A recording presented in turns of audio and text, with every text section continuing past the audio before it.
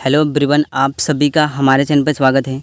आज के इस वीडियो लेक्चर में हम class 10th mathematics chapter number 3 दो चर वाले रैखिक समीकरण के प्रश्नावली 3.1 के बारे में यहाँ पे हम डिटेल से समझेंगे।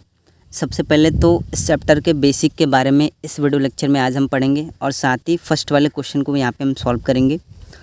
ठीक है, सो फर्स्ट वाला जो क्वेश्चन हमारे यहाँ पर दे दिया है, निम्न समस्याओं में रैखिक समीकरणों के युग्म बनाइए और उनकी ग्राफी विधि से हल ज्ञात कीजिए। ठीक है, समीकरण बनाना है और ग्राफी विधि से हल करना है हमको। यहाँ पे फर्स्ट क्वेश्चन यहाँ पे पूछा है कि कक्षा 10 के 10 विद्यार्थियों ने एक गणित की पहली प्रतियोगिता में भाग लिया। यदि लड़कियों की संख्या लड़कों की संख्या से 4 अधिक हो तो प्रतियोगिता में भाग लिए लड़कों और लड़कियों की संख्या यहाँ पे हमें निकालना है। यहाँ पे चैप्टर का नाम हमारा दिया है दो चर वाले रैखिक समीकरण, ये चैप्टर का हमारा नाम है। सबसे पहले इसके व्यापक समीकरण के बारे में देखेंगे। सो इसका व्यापक समीकरण होता है, ठीक है, व्यापक समीकरण a1x plus b1y plus c1 के बराबर 0। ठीक है, और दूसरे में a2x plus b2y plus c2 के बराबर 0, ये इसका व्यापक समीकरण होता है। ठीक है, जिसमें यहाँ पे देखेंगे तो जो a1 का गुणांक x है और b1 का गुणांक y है, x और y यहाँ पे जो होता है, x और y ये चर होते हैं हमारे। ठीक है, एक्स वाई चर होता है। और इसके बाद चीज़ क्या है, एक एग्जांपल के अनुसार एक समझाते हैं कि a1 b1 c1 a2 b2 c2 का मान कैसे निकालेंगे। जैसे मैं एक समीकरण ले रहा हूँ 2x प्लस 3y प्लस 5 के बराबर 0।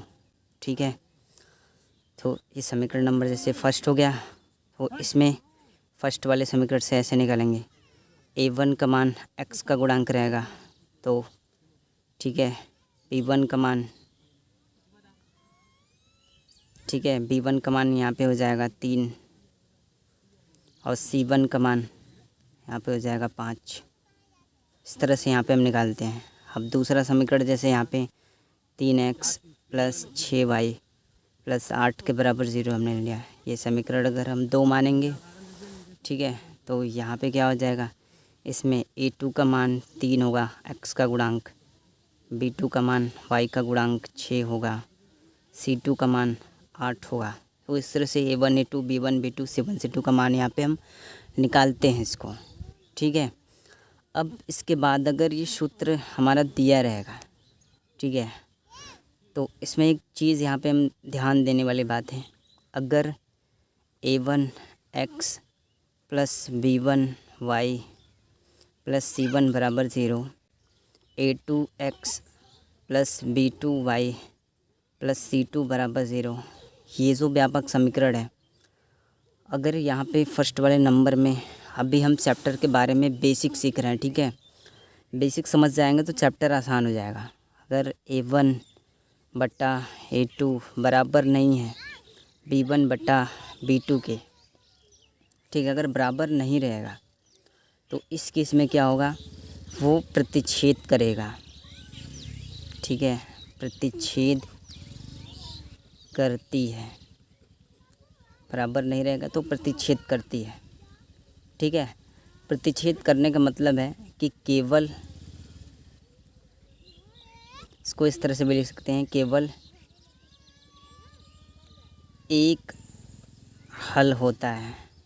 ठीक है, इसके केवल एक ही हल होते हैं अगर बराबर नहीं होता है तो। दूसरे केस में यहाँ पे आता है, अगर a1 बटा a2 बराबर b1 बटा b2 के बराबर c1 बटा c2 है। ठीक है, तो इस केस में क्या होता है, इस केस में यहाँ पे ये संपाती होता है। ठीक है, संपाती है, ये संपाती होगा। संपाती का मतलब होता है कि इसके अपरिमित रूप से अनेक हल होते हैं।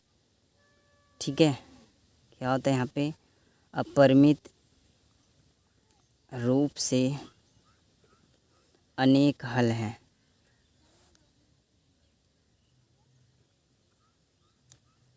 ठीक है, अब लास्ट केस हमारा होता है, जैसे यहाँ पे हम देखेंगे अगर तीसरा वाला A1 बटा A2 के बराबर B1 बटा B2 बराबर नहीं है, ठीक है, C1 बटा C2 के, तो इन केस क्या होता है यहाँ पे, ये हमारा समांतर होता है। ठीक है, इन केस में ये समांतर है।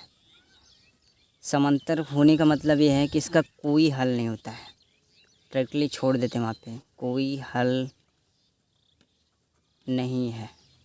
ठीक है, कोई हल नहीं होगा, क्वेश्चन यहीं पे हमारा एंड हो जाएगा, समाप्त हो जाएगा। ये सारी चीज़ें तो बेसिक थी। अब प्रश्नावली के फर्स्ट क्वेश्चन को यहाँ पे हम सॉल्व करते हैं। सबसे पहले यहाँ पे हम क्या करेंगे कि माना, ठीक है, लड़कों की संख्या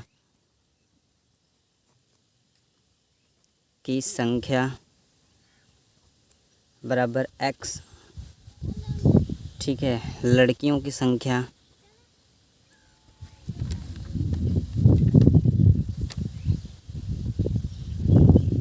बराबर y मानेंगे। अब ऐसा हमने क्यों किया, देखिए 10th क्लास के 10 स्टूडेंट हैं। ठीक है, 10 स्टूडेंट हैं, इनमें लड़के लड़कियां दोनों हैं। कैसे पता चलेगा कि कौन, कितनी संख्याएं लड़कियों का है, कितनी संख्याएं लड़कों का है। इसलिए लड़कों की संख्या को हम x मानेंगे, लड़कियों की संख्या को y मानेंगे। अब दोनों को जोड़ेंगे तो टोटल जो लड़के लड़कियां हैं वो 10 हैं। ठीक है, टोटल यानी देखेंगे कि कुल संख्या कितनी हमारी है। कुल संख्या यानी कुल विद्यार्थियों की संख्या देखा जाए तो 10 है। ठीक है, प्रश्नानुसार क्या हो जाएगा, x प्लस वाई के बराबर 10 होगा। ये समीकरण नंबर फर्स्ट के बाद बोला था दूसरी शर्तानुसार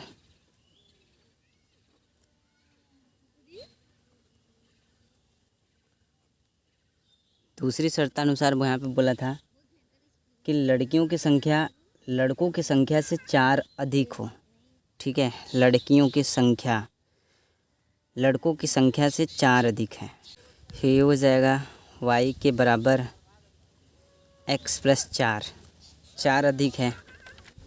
ठीक है, अब यहाँ पे क्या होगा, x को इधर अगर लाएंगे हम तो इसको किस तरह से लिख सकते हैं, -x प्लस वाई, ठीक है, बराबर 4, इस तरह से इसको लिख सकते हैं।